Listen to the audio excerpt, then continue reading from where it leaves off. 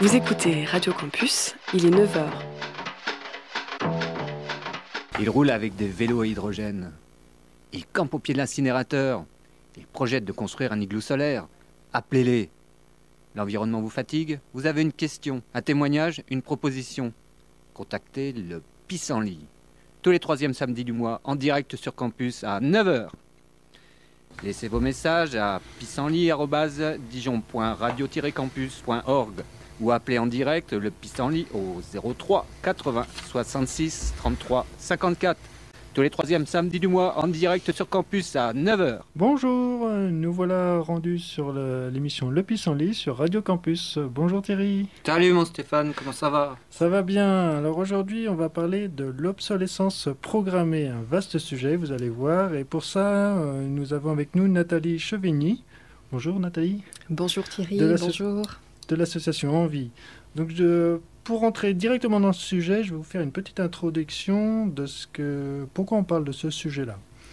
Alors, un petit texte que je vous lis rapidement. Qui n'a jamais été mécontent des appareils vendus aujourd'hui? Fragiles, complexes, de qualité médiocre, ils nous rendent parfois nostalgiques des bons vieux appareils vendus autrefois. On entend souvent que les produits conçus aujourd'hui sont moins robustes qu'hier, que la durée de vie des produits diminue, que le four de grand-mère fonctionne toujours bien alors que le modèle perfectionné acheté il y a quelques années a déjà été mis au rebut après être tombé en panne. Et oui, les biens d'aujourd'hui semblent durer moins longtemps. Nous sommes entrés dans l'ère d'une société de consommation fondée sur le renouvellement rapide des produits. Quels sont les facteurs qui contribuent à cette diminution de la durée de vie des biens? Quelles sont les raisons qui nous poussent à remplacer les produits tombés en panne au lieu de les réparer? Alors on va essayer, j'arrête là, on va essayer de répondre à ces questions et d'autres à propos de l'obsolescence. Donc je vais rentrer un peu plus dans le détail de ce qu'on appelle... Non, je vais vous donner des exemples d'obsolescence programmée.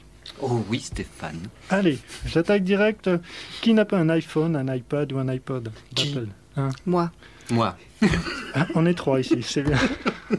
Bon, celle-là, t'oublies. Allez, rapidement, la marque à la pomme s'est distinguée par une innovation de rupture et un renouvellement très important de ses produits depuis quelques années. Pas moins de 3 versions d'iPad en 2 ans et 6 versions de l'iPhone en 5 ans, avec des batteries indémontables, l'impossibilité de mettre à jour le système d'exploitation entre les modèles et des accessoires qui changent à chaque génération. Apple s'est souvent distingué par l'obsolescence très rapide de ses produits, à l'image de l'iPhone 5 sorti en septembre 2012. Voilà, donc on a l'iPod, l'iPhone ou autre, on en change régulièrement, avant même que ça tombe en panne, ou alors ça tombe en panne et on ne peut pas réparer. On a la même chose avec les imprimantes Epson, où il y avait, vous avez peut-être vu dans une émission d'Arte il y a un an à peu près, où il montrait qu'au bout de 20 000 impressions, l'imprimante tombait en panne. Il y avait même une petite puce électronique dedans qui faisait que ça tombait en panne, tout simplement. Donc celui qui ne trouvait pas la petite puce et qui n'y avait pas moyen de changer, il n'avait plus qu'à racheter. Ah, pas de problème, j'en suis à ma 3e Epson, donc je confirme. Voilà, troisième petit exemple, les lampes à incandescence, le cartel de Phoebus, c'est pareil, dans la même émission d'Arte, il y avait ces ampoules qui marchaient, les premières ampoules, Philips, Osram, etc., qui marchaient indéfiniment, et ils se sont rendus compte que s'ils tombaient pas en panne, ces ampoules, ils en vendaient pas beaucoup. Donc ils se sont débrouillés pour que l'espérance de vie donc on appelle ça une espérance de vie de ces ampoules soit de 1000 heures. C'est-à-dire que maintenant vous avez des ampoules, à part les toutes nouvelles, mais en général elles durent 1000 heures. C'était prévu. Enfin, c'était les ampoules à filament. Hein. Oui, les ampoules à filament. Et puis un dernier petit, c'est pour mesdames, les bas nylons de Dupont de Nemours. Initialement, les premiers bas en nylon qu'ils avaient construits étaient tellement résistants que les femmes les réutilisaient régulièrement. Et donc trop résistants. Et ils se sont débrouillés pour qu'ils puissent se filer. Et donc, mesdames, vous devez en racheter. C'était volontaire. Voilà des exemples d'obsolescence programmée. Alors, pourquoi on parle de ça? Pour construire ces iPhones, ces imprimantes, ces ampoules, ces nylons et tout ça, il faut de la matière première. Donc je ne vais pas rentrer dans les détails. De la ressource, de l'énergie, de la flotte, des matériaux, oui évidemment. Voilà, c'est-à-dire que par exemple pour un réfrigérateur, il faut de la matière première, c'est-à-dire extraction minière, ça ne se trouve pas en France, ça se fait dans certains pays, qui se fait dans des conditions souvent pas très propres, pollution des cours d'eau, déplacement de population locale, etc. Donc, une fois qu'on a récupéré l'aluminium ou autre, ça vient en France ou c'est fabriqué maintenant en Chine. On l'utilise ici. Donc là, c'est super, c'est chouette.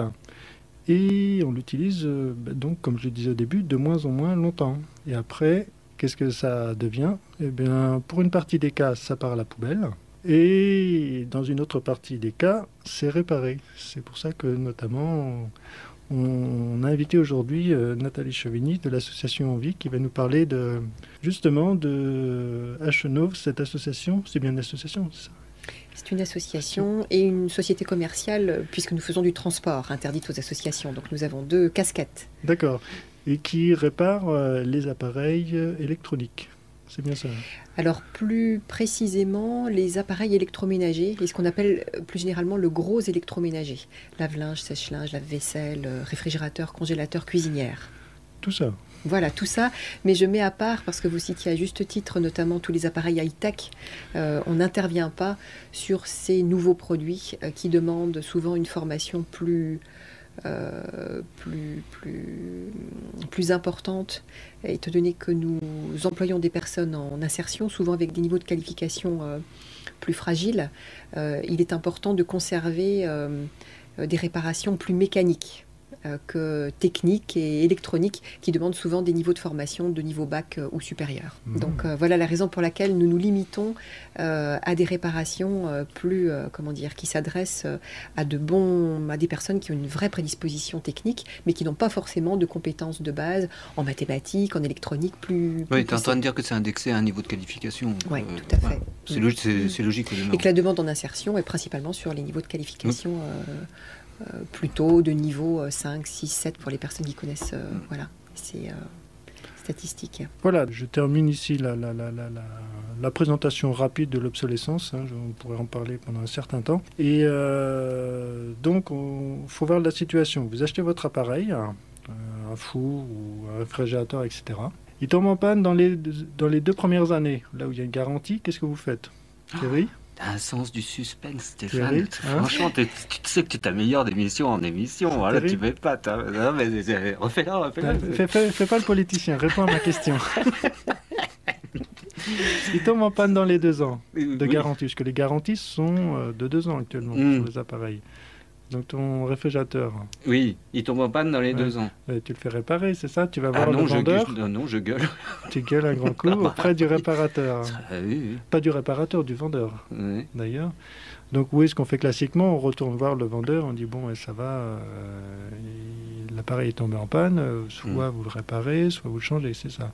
Mais quand on passe ces 2 années, à ce moment-là, Thierry, tu gueules très fort. D'ailleurs, tu m'as fait le coup l'année dernière sur un réfrigérateur. Non, c'était pas sur un réfrigérateur, c'était sur notre lave-vaisselle. On a eu un comportement d'une grande marque qui commence par un D que je ne citerai pas et c'était juste honteux.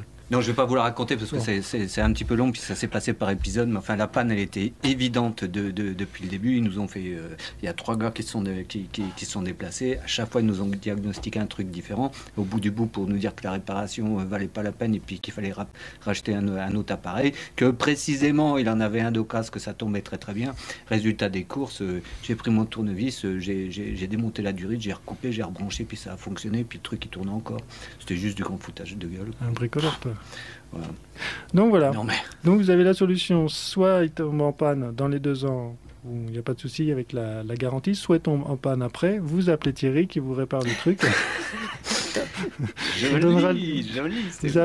Vous appelez Radio Campus, on vous donne le téléphone. Mais en fait, non, il existe d'autres solutions et après la petite... Cela dit, c'est pas complètement idiot ce que tu viens de dire, parce qu'on demande... C'est gentil. Non, mais dans le fait de bricoler, il y a des gens pour qui le fait de bricoler, c'est de prendre une perceuse, machin, poser une étagère et tout. Et il y a effectivement un autre degré du bricolage que les gens n'osent pas trop aborder, et qui consiste à prendre son lave-vaisselle, à le bousculer, à le foutre sur le flanc, puis à regarder ce qu'il y a dedans. Tu vois. Et c'est effectivement un autre type de bricolage. Au demeurant, je m'y serais peut-être pas mis à démonter mon lave-vaisselle si ça m'avait vraiment pas foutu en rogne. Voilà, donc un coup de pied dedans et puis ça remarche des fois. Eh ben, tu sais que ma dernière Epson, c'est comme ça qu'elle a démarré. Bon. Tellement ça me gonflait, j'en avais marre, j'avais Ouais. tout essayé. Le code sur internet qui marche pas et tout. J'en avais jusque-là, j'ai pris l'ange. C'est contre le Bon. mur. J'ai remis en place, ça a marché. Bon, voilà, bon, c'est une autre technique, la technique à tirer différentes techniques pour faire marcher les appareils. Et donc, on va faire une courte pause musicale. Et après, on vous donne une technique locale sur Chenôve pour faire réparer vos appareils de façon un peu plus... Alors, une pause musicale Professionnel. qui avec We Are Enfant Terrible et le titre s'appelle You Know Nothing. Ça tombe très bien. À tout à l'heure.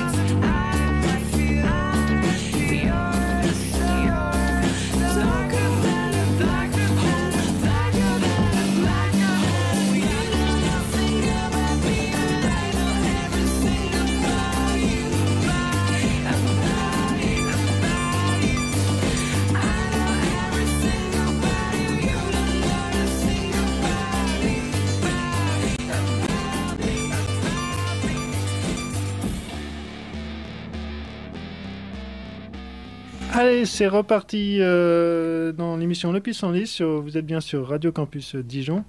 Donc depuis tout à l'heure, on vous Ça parle... va aller, Stéphane. Je dois être un petit peu obsolescent maintenant. Ouais. On vous parle d'obsolescence programmée, donc ces appareils qui tombent en panne un peu trop rapidement. Et ça, c'est pas bien. Ah oui, non, ça va pas du tout. Et donc, comme je le disais tout à l'heure, on a avec nous une invitée, Nathalie, qui est de l'association Vie. Alors, juste en 2 minutes, on n'a dit pas plus. Qu'est-ce que l'association Vie ? Alors, je vais essayer d'être On a le chrono. Hein. voilà, d'être assez efficace.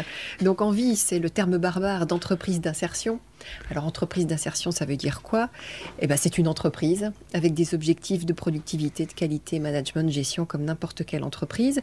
Et d'insertion parce qu'elle elle n'a pas pour objectif d'optimiser ses profits, mais d'intégrer en son sein des personnes en difficulté d'insertion sociale et professionnelle. Alors, c'est un terme barbare. Personne en difficulté d'insertion sociale et professionnelle, c'est pas bien compliqué de l'être, hein, avec un marché du travail qui est on ne peut plus malade. Donc, personnes chômeuses de longue durée, qualification obsolète, immigration récente, problèmes langagiers, financiers, de justice, de santé, toute possibilité pour des personnes qui peuvent être à un moment donné sur la touche sans le vouloir. Donc les 2 métiers principaux d'Envie, c'est effectivement, comme vous le citiez tout à l'heure fort justement, la collecte des déchets d'équipements électriques et électroniques dans les déchetteries et la grande distribution, et leur tri, qui permet d'extraire un maximum de gisements pour ne plus être des déchets, mais des appareils en devenir, les dépanner et les remettre en vente dans un magasin qui est situé sur Chenôve, puisque nous reconditionnons ces fameux gros appareils électroménagers en lavage, froid et cuisson. Donc nous sommes convaincus que cette mission sociale et environnementale vont de pair. Le sens même de notre mission en termes environnementaux parle beaucoup aux personnes qui à un moment donné se sont retrouvées sur la touche. Hein. C'est donner du sens à ce qu'on fait, c'est ne pas forcément aller dans le sens d'une société qui a l'impression de grandir et qui parfois a bien du mal à grandir au travers de sa consommation et de son pouvoir d'achat. Donc, on a un métier très intéressant en termes social et environnemental et j'allais dire le tout confondu. Tu as dit tout à l'heure que le magasin est ouvert au public. Toute personne, oui, c'est un magasin grand public. Oui. D'accord.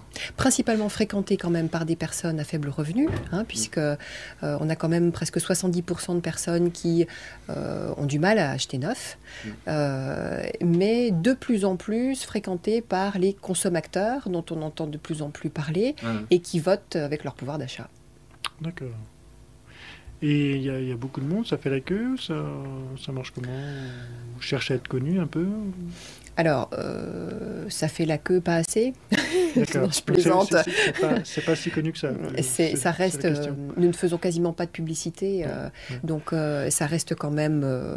Ça reste dans un cercle d'initiés. Maintenant. Je suis très étonnée depuis quelques années, ça fait 20 ans que je dirige cette entreprise, depuis 2 ou 3 ans, sur la sensibilité des consommateurs à de nouveaux concepts. On voit bien que le concept d'envie n'intéresse plus seulement par le pouvoir d'achat, par le fait que ce soit moins cher, mais par tout le sens qui est autour. Donc on voit bien que le grand public se sensibilise vraiment. D'accord. J'avais une question qui était vachement bien, vachement intéressante, vachement intelligente, mais je l'ai oubliée. C'est toi qui me déstabilise. Oui. Alors, pourquoi on a... Enfin, je pense que les auditeurs ont commencé à comprendre pourquoi on a invité une personne d'envie dans l'obsolescence. Donc, comme je disais tout à l'heure, on jette les appareils. Bon, sauf si vous donnez un coup de pied dedans. Oui, Thierry. excuse-moi, Stéphane. Ça y est, il va me couper. C'est moi qui vais perdre le fil après. Ça me revient. T'as dit que vous faisiez pas de publicité. Pourquoi ? Alors nous sommes sous statut associatif, non assujettis à TVA, et donc nous avons des règles commerciales, et la publicité, la restriction de la publicité en fait partie. Alors c'est pas de la pub qu'on fait en ce moment, mais allez à Envie, à Chenauve, le téléphone est là. Voilà. 03 80 59 96 80. Non, il est vrai que nous avons principalement des personnes qui viennent par bouche à oreille, et puis c'est la publicité qui nous fait le plus plaisir. Oui. Oui, mais enfin, ça signifie qu'au demeurant, il ne peut pas... Vas-y, Attends, parce que quand on se marre comme ça, ils ne comprennent pas dans le poste TSF de Stéphane, c'est la faute à Stéphane. Ça signifie qu'au demeurant, contrairement à une entreprise traditionnelle, il ne peut pas y avoir, ou en tout cas elle serait au moins différente, de véritable stratégie commerciale offensive. Tu vois ce que je veux dire? Enfin, ça a quelque chose de quand même à la marge. De limitant. Oui, c'est ça. Tout à fait. De limitant et de militant, je peux la faire, celle-là. Et c'est au final un peu dommage, quoi. Enfin, il y a presque une espèce d'illogisme là-dedans, du fait de ne pas pouvoir avoir la capacité de promotionner ça. Alors, oui, je comprends ce que tu dis. Je vois bien les limites juste, associatives, mais bon. Maintenant, c'est presque, j'allais dire, un point fort pour nous. C'est un peu comme moi, j'ai jamais fait de sport de combat, mais on utilise aussi la force que l'on a. À la limite, c'est presque un avantage pour nous qui ne sommes pas des commerciaux dans l'âme. C'est-à-dire, je crois qu'on est de très mauvais vendeurs, sans y mettre le fond. Et ça fait notre force et ça fait notre faiblesse. Donc c'est vrai qu'en termes, on préfère informer que publicité. Voilà, on est plutôt dans cette démarche informative. C'est pourquoi ça nous fait plaisir aussi de participer à une émission où on parle simplement de ce qu'on fait. Ouais, mais en fait, je suis assez content de cette réponse-là, parce que au demeurant, qu'il n'y ait pas d'offensive commerciale, enfin, à mon sens. Oui, qu'il n'y ait pas de publicité dans la rue, moi je le dirais aussi. C'est plutôt une valeur ajoutée. Enfin, pour certains, ça peut être une valeur ajoutée. Donc, merci de la réponse. Donc voilà. C'était pas un piège, tout. Donc envie, comme si vous n'avez pas envie de donner un coup de pied dans votre réfrigérateur ou votre imprimante. Et chacun fait comme il veut. Voilà. Donc si je comprends. Tu sais que ça peut être très technique un coup de latte dans une imprimante. Faut pas le faire n'importe comment. Hein. Ça marche pas à tous les coups. Hein. D'ailleurs, je serais pas foutu de le refaire. Ça s'appelait Thierry. Voilà. Donc c'est. Votre appareil tombe en panne. Question justement, au lieu de le mettre à la poubelle, est-ce que les gens peuvent vous appeler? Ça se passe comment? Ils vous appellent, ils vous les donnent, vous venez les chercher, vous les apportez sur place. Mettons, j'ai un réfrigérateur qui tombe en panne. Voilà. De deux choses d'une. Soit je le fais réparer, vous le réparez, vous venez à domicile, ça se passe comment? Alors moi j'aurais envie de dire que la première des réactions si un appareil tombe en panne, c'est effectivement de regarder la faisabilité de la réparation. J'oserais même dire quoi qu'on vous ait dit avant. Voilà. On est, comment dire, très averti à toutes les marques, à tous les âges, si bien que le savoir-faire d'Envie, depuis 30 ans sur le territoire, depuis 20 ans sur Dijon, fait qu'il y a un savoir-faire qui nous est propre et qui fait que la première des choses, je dirais, regardez si votre appareil est réparable. Il y a bien des chances. Oui, mais regardez, pour le commun des mortels, c'est on ouvre la porte, tiens, le truc ne marche plus, on débranche, on branche l'appareil et avec nous. ça va pas plus Non, loin. avec nous. Ah oui, d'accord. Vous pouvez effectivement ramener votre appareil auprès de nos ateliers et rencontrer d'ailleurs nos chefs d'équipe, D'accord, chefs donc d'atelier en on direct. met dans la voiture, on vous l'apporte, enfin, sur le Absolument. vélo bien sûr, et on vous l'apporte et puis... On a un service de livraison ou de collecte si vous le souhaitez également, mais si vous voulez que les frais soient menuisés, autant ramener directement ouais. l'appareil auprès de nous. Et ça se passe comment? Parce que moi j'ai un appareil, par exemple un appareil photo, et je l'ai emmené, bon c'était à la FNAC, c'était le devis payant, aucune certitude de faire réparer. Chez vous, ça c'est le même style ou... Alors effectivement, on a une première prise en charge de 40 € pour la finalisation du devis, qui est soit déductible du montant de la réparation, soit déductible du montant de l'achat de l'appareil. Nous, notre souhait, c'est la réparation. Mais effectivement, il y a quand même une partie des appareils ménagers pour lesquels la réparation n'est pas possible. On pense au froid notamment, un mur de froid décollé, une fuite interne. Il y a effectivement tout un ensemble de pannes qui ne pourront pas être réparées. Mais dans la majorité des cas, le dépannage est quand même possible. Alors moi, je vais juste rebondir sur un point dans ton propos. C'est sur, tu as dit tout à l'heure, vous pouvez nous l'amener, quoi qu'on vous ait dit avant. Alors, c'est le quoi qu'on vous ait dit avant qui m'intéresse. Parce que très souvent, alors déjà, il faut quand même savoir, et ce qu'on regrette, nous également de notre côté, on se pose pas mal de questions sur notre développement dans le dépannage parce qu'il y a de moins en moins de dépanneurs sur l'agglomération dijonnaise. Donc, vous avez de plus en plus de mal à trouver un interlocuteur. Et deux, lorsque vous en trouvez un, il n'a pas forcément cette antériorité que nous avons, qui est celle de fonctionner avec des appareils de tout âge et de toute marque, avec la possibilité d'extraire des pièces détachées sur des appareils d'occasion ou sur des pièces neuves. Donc, nous avons non seulement la capacité de pouvoir nous équiper en pièces neuves, mais d'occasion également. Donc on peut optimiser effectivement le dépannage, qui n'est pas forcément un savoir-faire que d'autres ont capitalisé. D'accord. Alors en fait, le quoi qu'on vous ait dit avant peut laisser supposer que le diagnostic qui aurait été fait ailleurs n'était pas nécessairement fiable. C'était une partie de la réponse. La seconde partie de la réponse, si je veux le dire quand même, parce que c'est une réalité. Et la seconde partie de la réponse, c'est effectivement vous disposez en fait d'un stock de pièces anciennes dont les autres se foutent complètement finalement.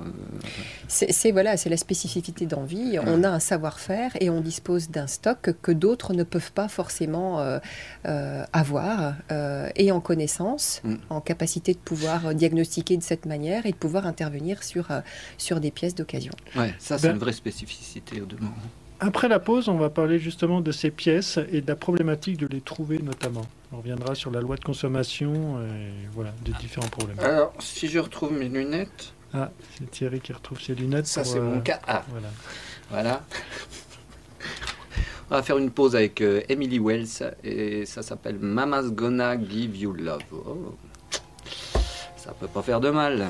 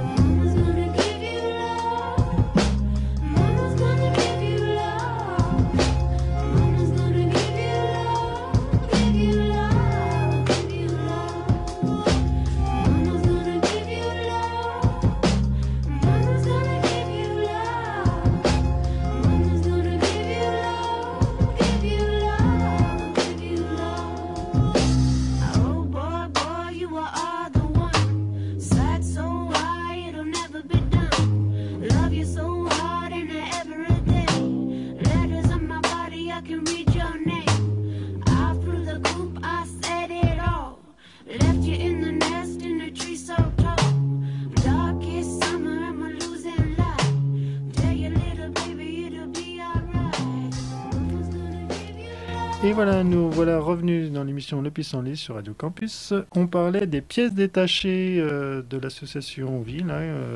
Ils sont capables de réparer votre vieux réfrigérateur de la grand-mère ou un peu tout. Donc, et pour pouvoir réparer, il faut des pièces détachées. Donc, vous en avez facilement. Alors, comment ça se passe pour les avoir?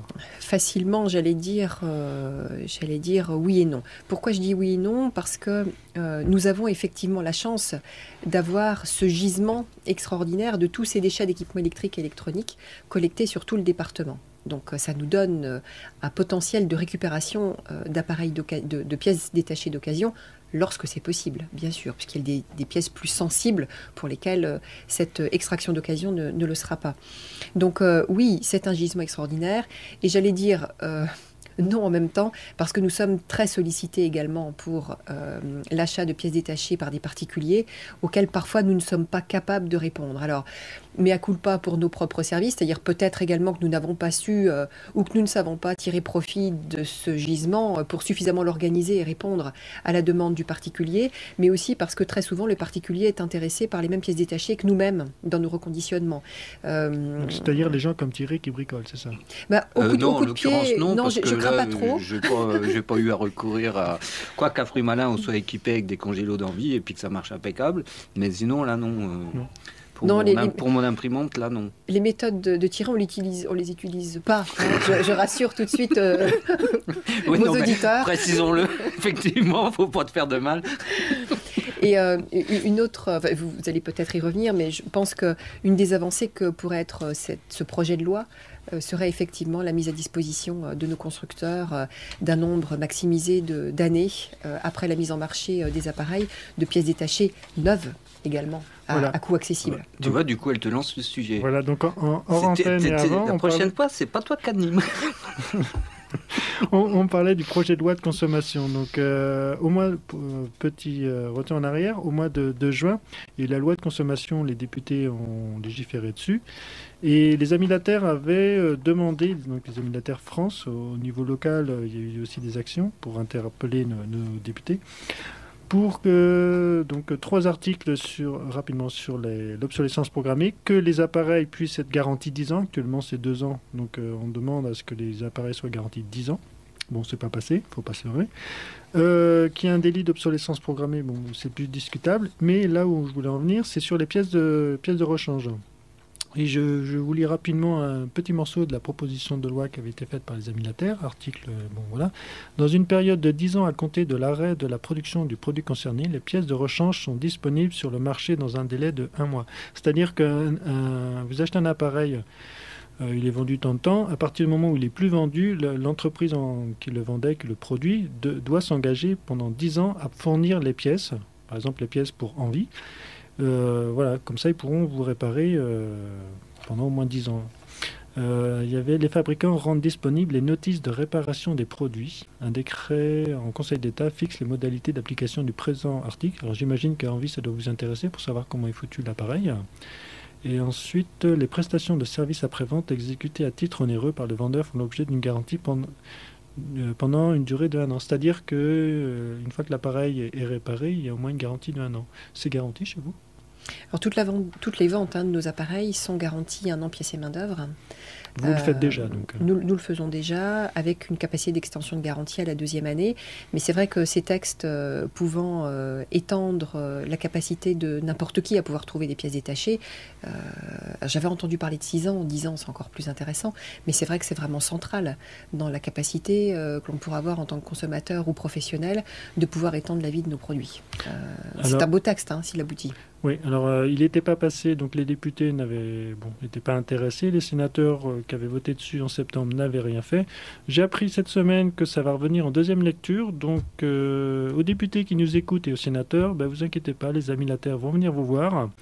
Et aussi les citoyens, interpellez vos députés et sénateurs, je fais un appel, interpellez-les pour que les demandes des amilataires passent. C'est-à-dire la garantie à 10 ans, qu'on puisse trouver des pièces détachées. C'est justement comme ça, vos appareils dureront plus longtemps, vous pourrez les faire réparer chez Envie ou ailleurs. Donc il y aura une moindre consommation, moins de prise. Bon, je vais arrêter là. Thierry T'es qui trop fort, Stéphane, t'es trop fort. se moque de moi, comme d'habitude. Non, très bien. Faites ça. Ça représente quoi en volume, en vie enfin, juste d'abord, les types d'appareils que vous réparez, c'est donc électronique et tout ça, c'est-à-dire Ce qu'on appelle le gros électroménager, la panoplie. donc électromécanique lave-vaisselle, plutôt. sèche-linge, lave-linge, réfrigérateur, congélateur, cuisinière. Voilà, ce sont vraiment le gros appareil ménager que vous avez dans vos cuisines. Oui. Et en chiffres, c'est un ordre de grandeur de réparation, qu'est-ce que ça donne? Alors, en vente, on vend à peu près 2000 appareils par an. Et en réparation, sans doute, on va dire 50%, un petit millier d'appareils. Donc c'est vrai qu'on en voit passer un certain nombre, et pour en produire un, on peut être amené à en démonter 3. Hein. Donc il passe un grand nombre d'appareils ménagers entre nos mains. En termes de collecte, la collecte des déchets d'équipements électriques et électroniques sur le département, c'est à peu près 5000 tonnes. Vous comptez à peu près 50 kilos par appareil. Si vous voulez regarder en nombre. Attends, 5000 tonnes annuelles. Annuelles, oui, annuelles. Sur l'ensemble du département. Sur l'ensemble du département de la Côte d'Or. Ça, c'est ce qui est jeté sur la Côte d'Or? Oui, c'est pas ce qui est jeté, c'est ce qui est récupéré.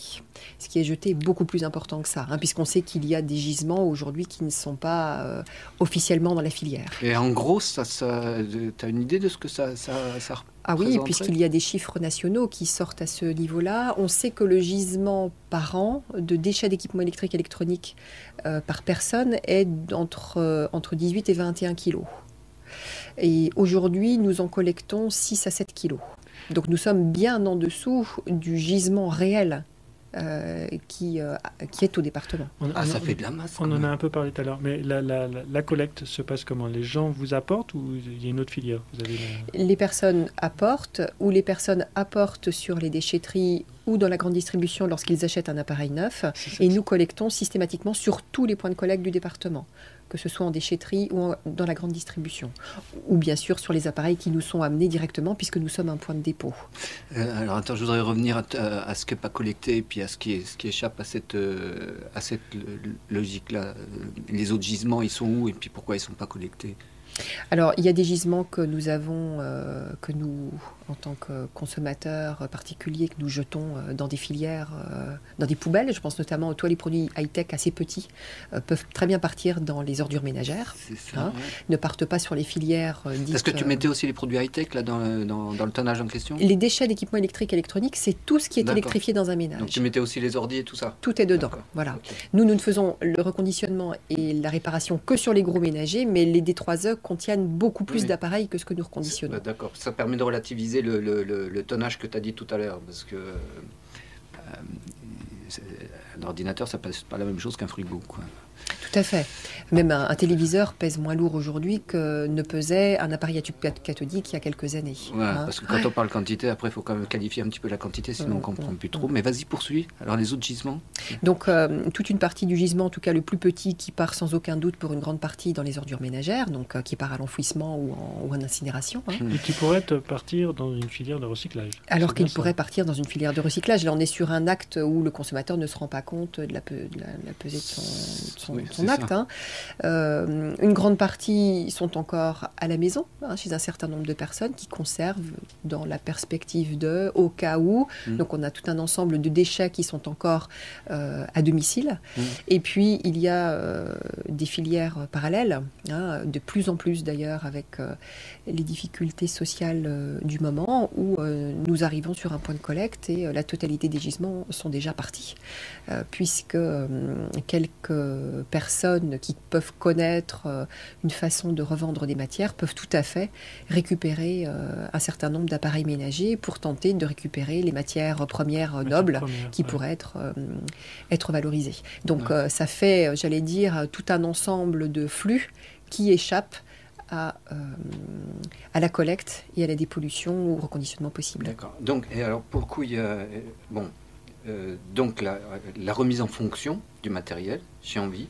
Et ensuite, puisque tu viens juste d'en parler, la requalification des matériaux eux-mêmes.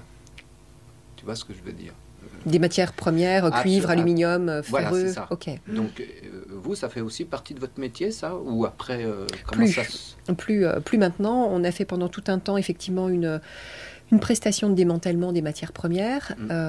Aujourd'hui, ce sont les éco-organismes qui sont en charge de l'orchestration de ces filières, qui choisissent leurs prestataires. Et tous les D3E qui ne sont pas reconditionnés au sein d'Envie partent systématiquement sur des filières de valorisation, de broyage et de valorisation auprès d'industriels. Et alors, du coup, dernière question, est-ce qu'il y a beaucoup de déchets, entre guillemets, les déchets ultimes, c'est ça une fois qu'Envie est intervenu? Alors, on parle bien vraiment en toute fin de filière, hein. Voilà, ce qui ne retourne pas dans l'utilisation, en fait. C'est ça. Ouais. Dans l'utilisation de la matière première comprise. Hein. Non, alors on va faire autrement. Est-ce qu'il y a beaucoup d'appareils qui ne peuvent pas être fonctionnalisés? Déjà, on va commencer par là, puis après on verra. Alors, qui ne peuvent pas, je ne saurais pas te répondre, puisque moi, je ne reconditionne qu'une partie de ces déchets d'équipements électriques et électroniques, le gros électroménager.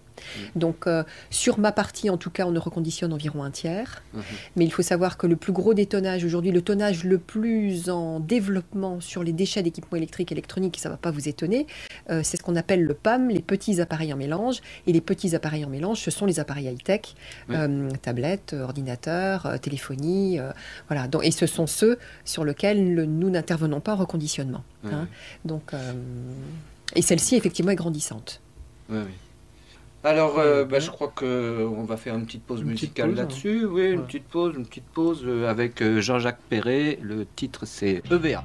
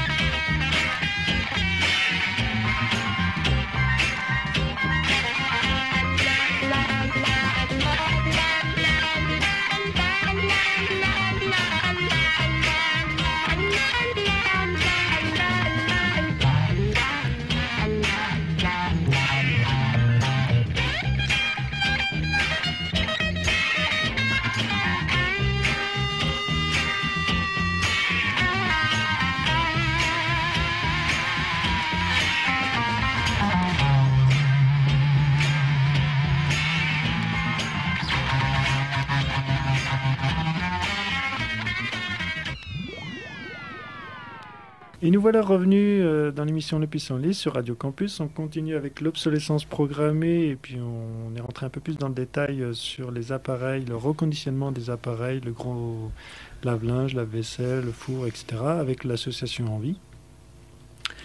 Donc vous avez bien compris, vous ne jetez plus dans la campagne votre appareil qui ne marche plus. Vous pouvez donner un coup de pied pour dedans, hein, comme a fait Thierry, pour Non, que ça on marche. va pas Non, passer allez, je l'émission blague. là-dessus. Non, mais si vous... Donc je résume. Votre appareil tombe en panne. Vous essayez de le réparer. Hein, vous ne tombez pas dans la société de surconsommation. Non, c'est la bonne excuse. Je vais en acheter un nouveau. Bon, c'est ce que fait beaucoup Apple, hein, mais bon. Vous allez voir Envie, par exemple, à Chenauve. Voilà, je ne fais pas de pub, je fais juste de l'information. Et soit il vous répare, soit éventuellement, si c'est pas réparable, mais s'il y a quelques pièces détachées qui les intéressent, vous faites-en un don, hein, tout simplement, ça les dépannera. Eux, avec 3-4 appareils, ils en refont un tout neuf et qui vous le revendent à pas cher. J'imagine que vous êtes bien au-dessous du prix. Ah, pas cher, ah, pas cher. En même temps, il faut bien qu'il tourne. Hein. Bah oui, non, mais C'est à peu près, sur des compétences équivalentes, c'est à peu près un tiers du prix neuf. Le prix moyen de vente est grosso modo à un tiers du prix neuf. Ah oui, quand même. Non, mais c'est quand même vachement bien. Hein. Ah oui, quand je disais pas cher, c'est pas cher quand même. Non, mais là, pour le coup, ah, pas cher. Je voulais juste, je vais encore bousculer ton programme, mais tout à l'heure en préparant, il s'agissait aussi peut-être d'aborder le comportement du consommateur. Et tout à l'heure, tu nous as fait mention d'une enquête. Oui. Que Nathalie a pas nécessairement approuvé dans l'intégralité, mais je voudrais quand même qu'on prenne un petit moment pour parler du comportement du consommateur, parce que ce serait un peu facile de ne taper que sur les fabricants, que sur ceci, que sur cela. Le gaspillage et l'obsolescence et tout ce genre de choses, c'est quand même une responsabilité partagée à tous les niveaux. C'est beaucoup plus complexe que de dire que c'est la faute de machin ou machin. Oui, ce n'est pas la faute que des vendeurs qui font tourner. Oui, en fait, là où on est retiré, c'est qu'on change facilement d'appareillage. Notamment sur les téléphones, on vous dit changez-les, vous en avez un nouveau qui est plus beau, etc. Je suis tombé sur une étude TNS Sofres et GFAM qui date de 2011. Il n'y a pas tous les détails, mais apparemment c'est une étude sur les consommateurs uniquement. Et ils observaient que dans 40 à 50% des cas, des appareils sont remplacés alors qu'ils sont encore en état de fonctionner ou qu'ils seraient techniquement réparables. C'est-à-dire 40 à 50% des appareils que les gens changent. Mais typiquement un ordinateur. L'ordinateur, des fois, il mouline un peu, etc. On pourrait enlever un certain nombre de choses dedans qui ne marchent plus. Mais on nous dit, achète-en un nouveau, il y a des promos, et puis tu auras une mémoire vive plus importante, il tourne plus vite, etc. Mais il marche encore. Le téléphone, c'est typiquement le cas. Alors après, un lave-linge, je suis pas sûr que tout le monde en change si facilement que ça.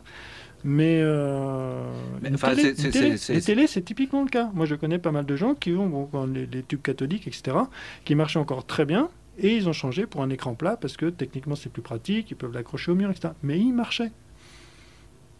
Oui, donc c'est surconsommation et après c'est une autre modalité d'obsolescence en fait. Oui, mais ça fait partie. C'est celle qui est liée aux effets de mode. Mais ça fait partie des obsolescences, parce que je lisais sur une fiche de l'ADEME, ils avaient indiqué différents types d'obsolescence. J'en ai 5 sous les yeux. Ouais. Il y avait l'obsolescence indirecte, tenant généralement de l'impossibilité de réparer un produit faute de pièces détachées. On en a parlé des pièces détachées. On est là-dessus. L'obsolescence d'incompatibilité, par exemple, cas du logiciel informatique qui ne fonctionne plus lors de l'actualisation du système d'exploitation. Ça, c'est les comportements propriétaires. C'est Windows, etc. L'obsolescence esthétique, avec de nouveaux produits mis régulièrement sur le marché avec une esthétique nouvelle, sinon améliorée, qui rend désuètes les versions précédentes. Ça, c'est les effets de mode. Typiquement Apple. L'obsolescence de fonctionnement, cas des produits conçus de manière à fonctionner un certain nombre de cycles. Bon, ça, c'est ton imprimante, Thierry. L'obsolescence de service après-vente qui suggère que le consommateur sera plus enclin à racheter un produit plutôt que de le réparer, en partie à cause des délais de réparation et des prix. Ça, j'ai eu le cas personnellement où je suis allé faire réparer un appareil photo et on m'a dit mais non, mais pour le même prix, vous allez en avoir un neuf. Donc j'ai dû insister pour le faire réparer, il marche très bien. Bon, en gros, ça m'a coûté quasiment le même prix que d'en acheter un neuf, pour être honnête. Mais je voulais absolument le faire réparer. Et là, c'est typiquement on va un appareil qui marche pas ou qui marche plus, on dit non, mais changez-la, quoi. Eh oui. Qu'est-ce que t'en penses ? Là, rien, parce que je pensais pas que tu avais fini et puis que tu... Non, mais voilà, l'obsolescence, c'est pas si simple que ça. Et en fait, on parlait de publicité tout à l'heure. Il y a effectivement tout plein de grandes entreprises qui nous poussent à racheter des appareils qu'on a déjà à la maison, en fait.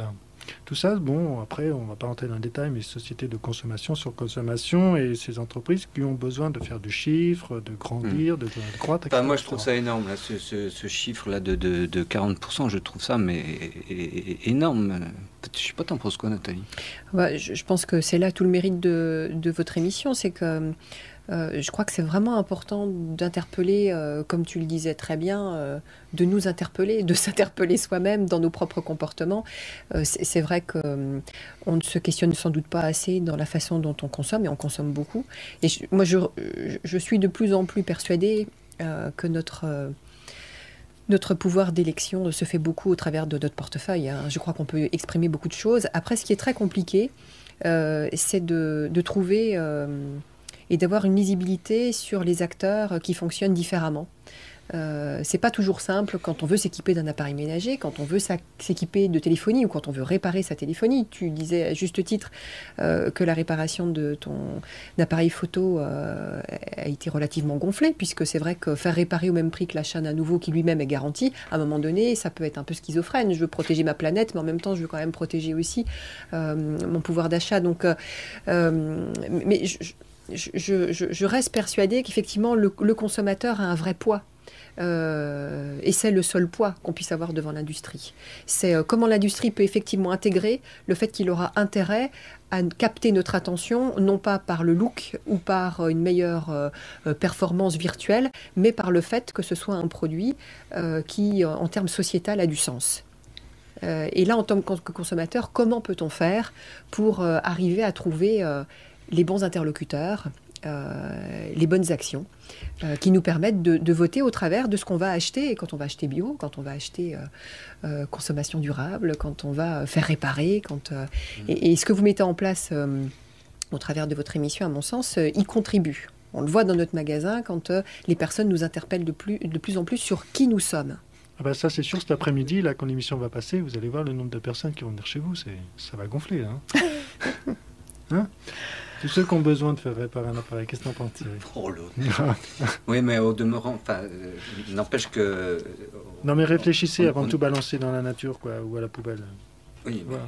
Mais au demeurant, on peut quand même avoir l'impression de temps en temps, d'être à contre-courant dans une coquille de noix, parce que il n'en reste pas moins que les fabricants, eux, leur intérêt, c'est que de fabriquer des produits à rotation rapide et puis qu'on cavale derrière comme des cons. Enfin, c'est juste leur logique, ils n'en ont pas d'autres, quoi. Après, on connaît aussi, je regardais notamment les véhicules, hein, pour changer de secteur d'activité. Je crois que le consommateur cherche de plus en plus à savoir où est produit son véhicule, pas seulement où il est assemblé. Je pense qu'il y a tout un ensemble de questionnements sur lequel il serait nécessaire de demander une transparence des entreprises, une obligation de transparence de l'entreprise et un choix éclairé du consommateur. Oui, ça c'est sûr. Oui, ça commencerait effectivement par donner au consommateur le moyen de choisir véritablement, ce qui est loin d'être le cas. Ça. Eh ben dis donc. Et voilà. Mon pauvre Stéphane. Bon, on pourra en parler encore pas mal de temps. Et puis effectivement sur l'obsolescence, la réparation des appareils, il y a encore pas mal de choses à dire. Bon, on espère qu'on vous a un peu ouvert ou appris des choses sur le sujet. Bon, vous connaissez maintenant l'envie à Chenauve. Et merci Nathalie pour ça, pour toutes ces informations. Et on va terminer l'émission, Thierry, avec une conférence programmée le 6 décembre, intitulée « Où sont les richesses ?» Je sais pas moi, c'est pas moi qui les ai. J'ai un indice, il y en a envie déjà. Voilà, où sont les richesses pour une économie ancrée dans la société et dans la nature? Bon, vaste sujet. Où je veux en venir, je lis juste, par exemple, la conférence plénière pourquoi devons-nous repenser notre économie et nos modes de vie? Ça retombe dans ce qu'on vient de dire, notre mode de vie. Je vois pas de raison. Non, tu vois pas. Consommons. Dans les conférences, il y a une table ronde aussi. Il y a d'autres indicateurs que le PIB pour mesurer les faces encore, entre guillemets, cachées de la richesse. Il n'y a pas un truc avec Denis Clair Si, il y a tout plein d'économistes et tout ça. Alors, bon, ça peut faire peur comme ça ou être un peu barbant, mais en fait, voilà où je veux en venir, c'est qu'on nous dit sans arrêt, vous écoutez les informations, on vous parle croissance, PIB, croissance, etc. En gros, ça revient un peu à ce qu'on disait de toute façon avant, plus vous consommez, plus ça fait augmenter le PIB. Le PIB, c'est produit intérieur brut, c'est l'échange monétaire qui est entre un temps A et un temps B. Ça, c'est la croissance. Plus on consomme, plus la croissance augmente, etc. Donc, mais je me suis inscrit à ce truc-là. Voilà. Oui. Et donc, effectivement, vos appareils tombent en panne régulièrement, c'est bon pour la croissance, vous allez en racheter plus vite, etc. Mais qu'est-ce qui est caché derrière ? Il faut savoir que, bon, j'en ai rapidement parlé au début, plus vous consommez d'appareils, vous les changez, c'est extraction minière, c'est des déchets qu'il y a derrière, c'est une catastrophe, quoi. Et ce cycle de conférence, là, sur toute la journée du vendredi 6 décembre, 6 décembre, ouais. permet de réfléchir sur tout ça.